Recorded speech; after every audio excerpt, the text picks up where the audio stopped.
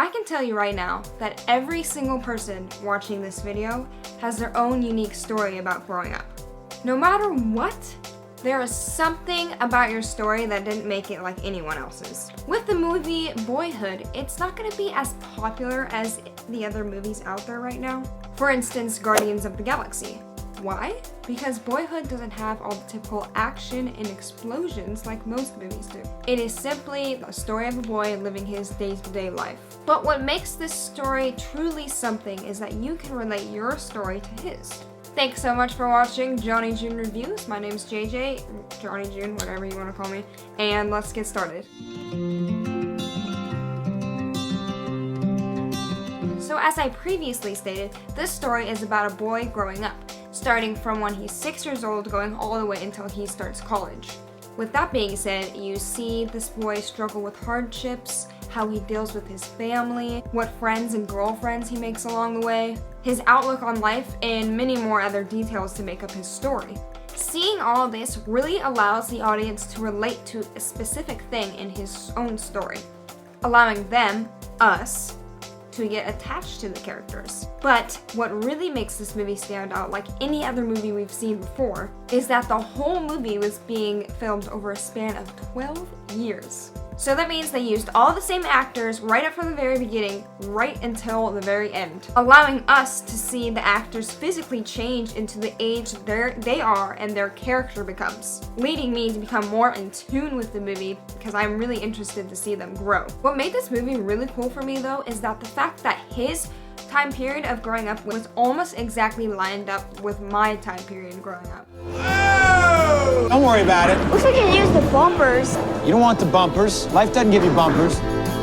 So bear with me, I usually save talking about the soundtrack to the movie till the very end, or closer to the end of the review. But I really wanted to talk about the soundtrack first so I could give you guys a feel for the setting of the movie. Right as the beginning credits begin to pop up, one of my favorite Coldplay songs begins to play, immediately giving me a sense of happiness and warmth towards the movie. And as the movie went along and the boy grew up, the most popular songs of that time period would play in the background, leaving me to think exactly where I was and what I was doing when that song was popular and just, you know, like I said before, giving me a sense of nostalgia. However, there was one scene when the boy was in middle school and in the background they played Crank That by Soulja Boy. Yeah. I cringed at that part because I'm thinking, why the heck did we make that song so popular? Holy crap. Anyways, besides the cringe-worthy parts, the soundtrack for the movie made it that much better, allowing me to once again really relate to the movie. Who do you want to be, Mason? What do you want to do? So we definitely see a variety of characters in this movie. The young boy who is the main character, his name is Mason. Growing up, this is the movie that the actor mainly focused on, so he's pretty new to Hollywood in the sense that he's only done one movie. In my opinion, he's definitely not a bad actor, but with this character's lack of emotion and true negativity towards life, there was not too much where his acting abilities could really shine. Now we also have Mason's mom, who is played by Patricia Arquette, where I know her best, where she plays the movie made in 2003 Fools, you know, Kissing Kate Barlow. And when it comes down to it, Mason's mom truly loves him. And as for the dad, he's played by Ethan Hawke, known for his roles in Training Day, Gattaca, and so on. Personally, the dad was one of my favorites to see develop. And Ethan Hawke looked almost exactly the same as he aged 12 years.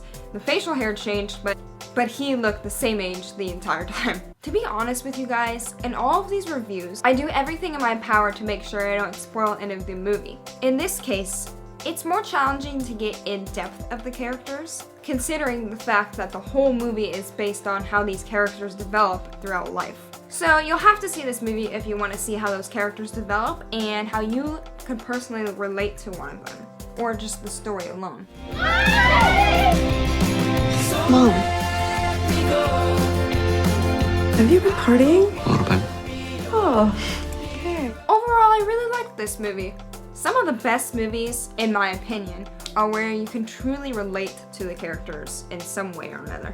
Personally, what made me feel super close to the story behind this movie are the small details they showed throughout, such as how everyone goes through their teenage awkward phase, bullies in school, the peer pressuring of drinking from others, dealing with young love, or a better way of putting it, infatuation, dealing with your minimum wage jobs and your first job, and so much more. Some of these memories may have been painful to think about, but when you think about it, going through some kind of pain is a part of growing up and a part of life, which I really felt like was a huge message from the movie. Other than that, there were some parts that definitely felt quite slow because the movie was 2 hours and 45 minutes long, which is definitely a long movie, almost 3 hours. After all, it was day-to-day life they were showing of these people, but I just feel that maybe some of it was unneeded for the plot. With all of that being said, I give this movie a 7.5 out of 10, which falls under the category of good, almost there to really good.